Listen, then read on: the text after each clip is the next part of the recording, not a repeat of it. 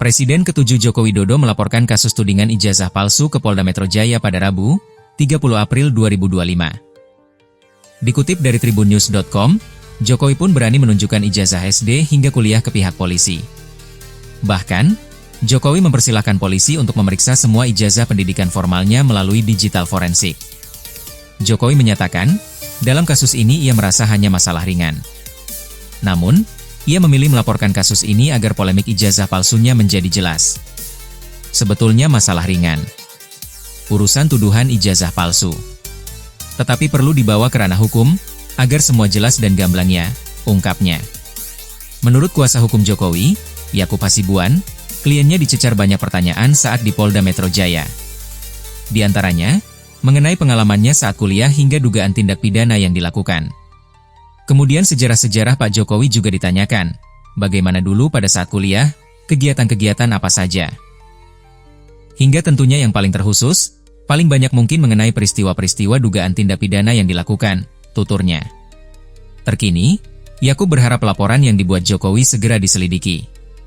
Pihaknya menyerahkan kasus ini sepenuhnya ke hukum. Lanjut Yakub menyebut, dalam laporan ini masih dalam lidik. Namun, pihak kuasa hukum menyebut ada 5 orang yang menjadi terduga terlapor. Mereka diantaranya berinisial RS, S, T, dan K. Yang dilaporkan siapa, Pak?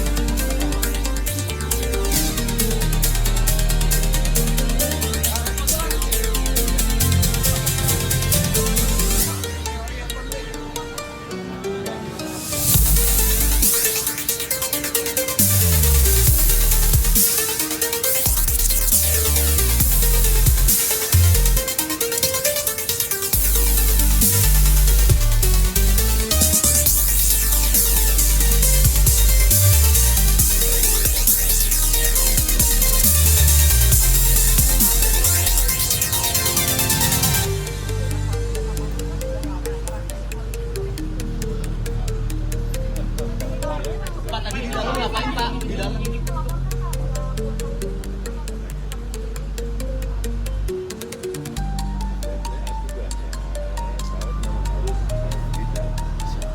Pak, kenapa lapornya di Polda, Pak? Nggak di Barreskrim, Pak?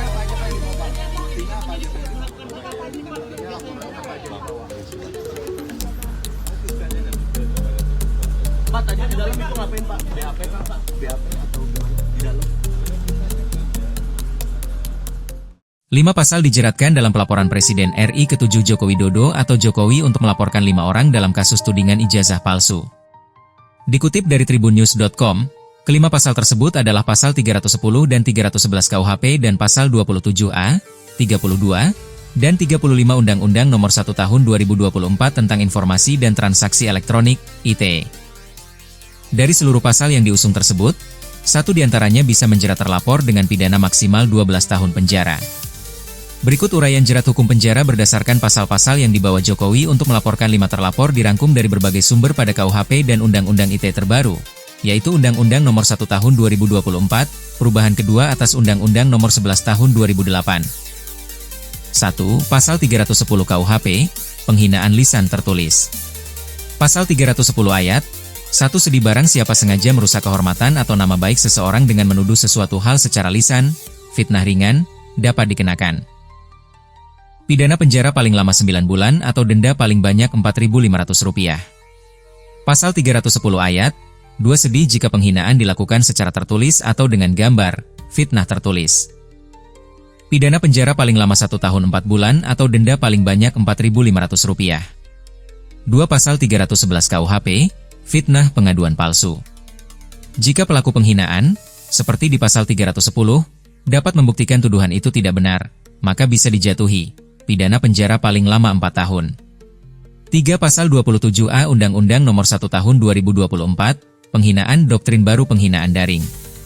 Pasal ini merupakan pasal baru pengganti pasal 27 ayat 3 Undang-Undang ITE sebelumnya. Berbunyi, setiap orang dengan sengaja menyerang kehormatan atau nama baik orang lain dengan cara menuduh sesuatu hal dengan maksud yang nyata supaya hal itu diketahui umum melalui sistem elektronik. Pidana penjara paling lama 2 tahun dan atau denda paling banyak Rp200 juta. 4. Pasal 32 Undang-Undang Nomor 1 Tahun 2024, akses pengubahan dokumen elektronik. Pasal 32 ayat 1 sedih. Setiap orang dengan sengaja dan tanpa hak mengubah, menambah, mengurangi, menghilangkan, memindahkan, menyembunyikan informasi elektronik. Pidana penjara paling lama 8 tahun dan atau denda paling banyak 2 miliar rupiah. Pasal 32 ayat 2 sedih jika hal tersebut menyebabkan informasi elektronik tidak bisa diakses. Pidana penjara paling lama 9 tahun dan atau denda paling banyak 3 miliar rupiah.